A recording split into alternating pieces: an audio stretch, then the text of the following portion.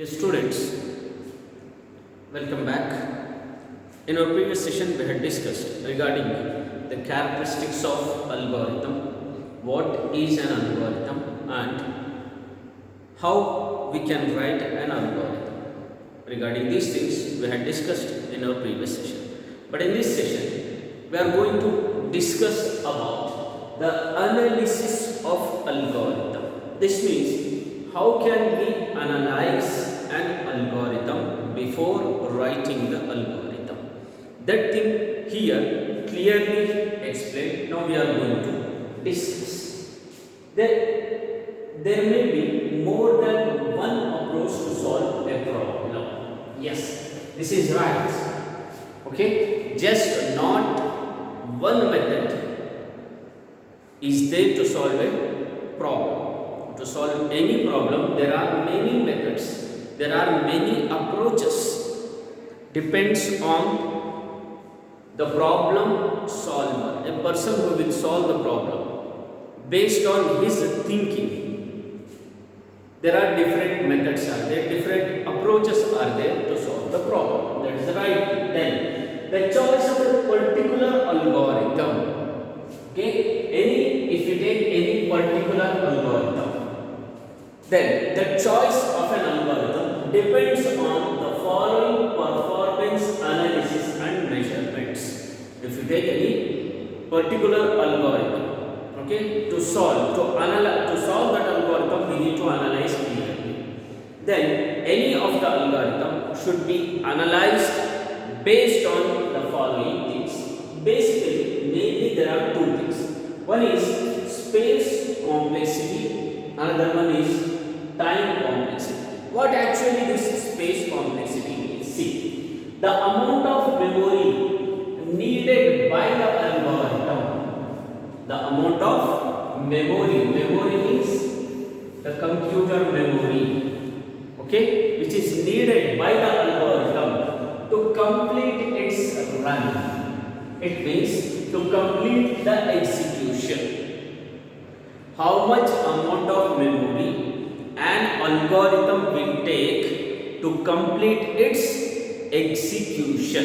That thing is called as here space complexity. This means an algorithm should take minimum amount of memory. It should not consume more memory. That is the meaning here. Next, time complexity. The same thing here. The amount of memory, but here in the place of time, the amount of time the algorithm needed to complete its run, means to complete its execution.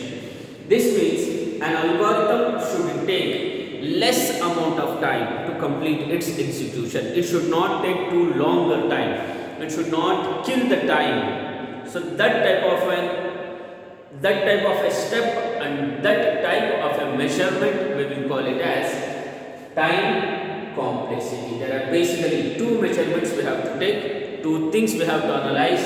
The first thing is space complexity. It means the minimum amount of memory should be consumed by an algorithm. And then time complexity means the minimum amount of time should be taken by the algorithm to complete its execution. That is called as time complexity. And next thing, when we analyze an algorithm, okay, after analyzing algorithm, okay, depends on input data. Yes, depends on input data. We will analyze an algorithm. There are three cases that the input data what we will give. Based on that input data, an algorithm can be analyzed based on three things. That is called as three cases. The first case is the best case. Next case is average case, and the last case is the worst case. Based on these three cases, an algorithm can be analyzed based on the input data what we have given to that algorithm. Hope you have understood. Before going to the next topic, once again in short I will explain. Analysis of algorithm. This means there may be many techniques many methods, many approaches to solve a problem. But if we select any particular algorithm and that algorithm should depend on a performance analysis measurements. Basically, there are two measurements. One is time complexity, another one is space complexity.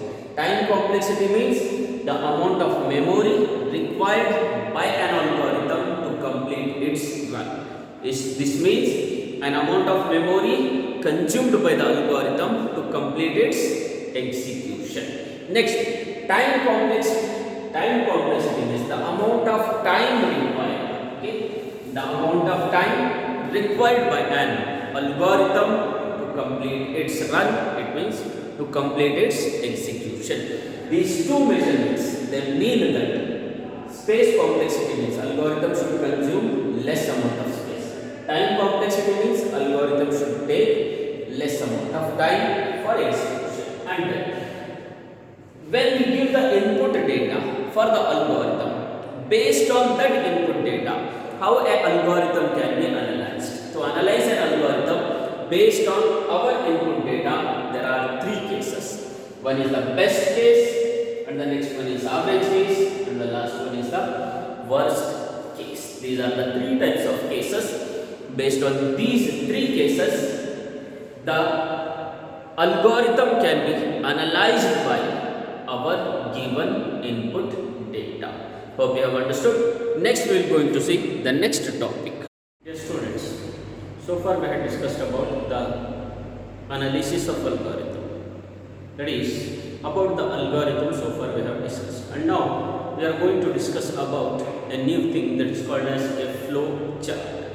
What actually means the flow chart is, and what are the uses of the flow chart, and how a flow chart can be designed.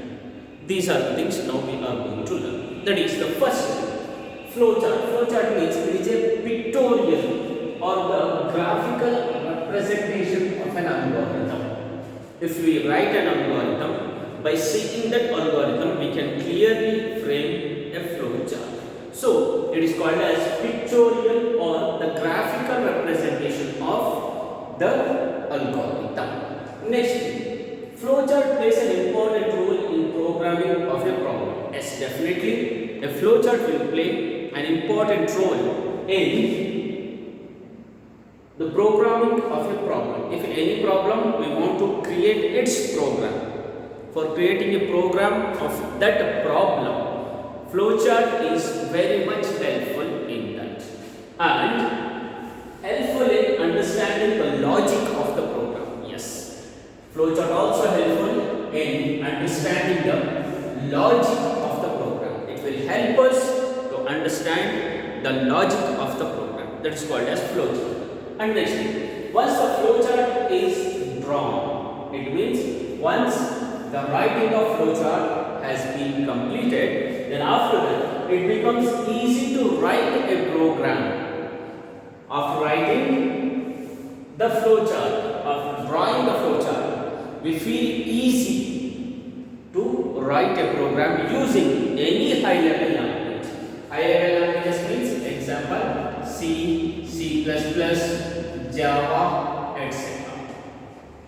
Okay, by using all the high level languages with the help of a flowchart, we can easily write any program. This is the meaning here. Next, flowcharts are classified into two categories. Flowcharts are classified into two categories. The first thing is program flowcharts, and next thing is system flowcharts. Now we are going to see what is meant by the program flowchart and what is meant by the system flowchart. See, program flowchart represents a diagrammatic representation of, okay, it will represent a diagrammatic, okay, representation of a sequence of instructions. Sequence of instructions means just like an algorithm, we are writing step by step, step 1, step 2, step 3, step 4, likewise. Here also, those sequence of instructions we feel easy with the help of the program flowchart. We feel while solving a program. Okay, while solving a program or while solving a problem, with the help of program flowchart, the instructions, the sequence of instructions, the steps, what we have written in an algorithm, okay, those steps we can write easily with the help of program flowchart. And next, system flowcharts. System flowchart includes flow of data. It includes flow of data. Flow of data means if we are adding data, giving input, it is also flow of data, and moving of data from input to the output units. Okay, this is also called as flow of data. Okay, so system flowcharts helps in, they include flow of data throughout the data processing system, wherever the data is going on processed.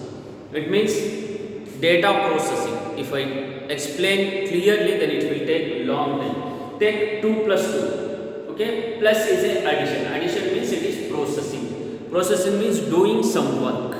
That is called as processing. Doing some work is called as processing. So under data processing, okay, working with data under data processing system, as well as the flow into means inside and out of the system. Yes, if we give data input to the system, then that is called as flow of data into the system. And that data after processing, if we take printouts or if we see on the monitors, that is called as output. This is called as output of the out of the system. Such flowcharts are what type of flowcharts? System flowcharts. Such flowcharts are widely used by the designers. A person who will design the software, he is called as a designer. So designers will mainly use the system flowcharts to explain the data processing system, how the data is processed under the system. To explain that system, the designers will make use of the system flowchart. Once again I am explaining, flowchart is a pictorial or the graphical representation of an algorithm. And once a flowchart can be drawn, it is very easy to write a program with the help of flowcharts in any high level languages. And with the help of the flowcharts, we can easily understand the logic of the program. Then after that, flowcharts are of two types. One is program flowchart, the next one is system flowcharts. Program flowcharts are one. With the help of these program flowcharts, the steps of an algorithm we can clearly and easily identify in solving the problem. We can easily understand in solving the problem. Next thing is system flowcharts. System flowcharts are those flowcharts. They include the flow of data. Okay, the transfer of data from one unit to another unit, just like input unit to CPU, then CPU to the output unit. That is called as flow of data. And as well as it includes flow of data into the system. Yes, if we give input, that is called as into the system, and flow of data out of the system. That is, if we take printout, that is called as out of the system. So this type of flowcharts, system flowcharts, they are used by the system designers.